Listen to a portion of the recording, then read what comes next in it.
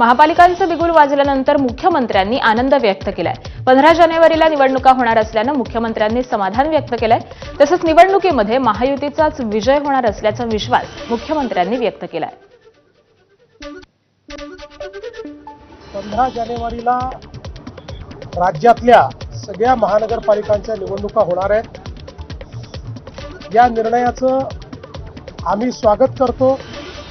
तथापि माननीय न्यायालयाच्या निर्णयामुळे एक दीर्घकाळ या संस्था निर्वाचित प्रतिनिधींच्या विना होत्या। आता पुन्हा या निवडणुका होत आहेत आणि आम्हाला विश्वास आहे की या निवडणुकांमध्ये आमच्या शासनाने केलेलं काम बघता पुन्हा कौल हा आमच्या बाजूने येईल। जनता आम्हाला शहर विकासाची पुन्हा संधी देईल हा मला विश्वास आहे।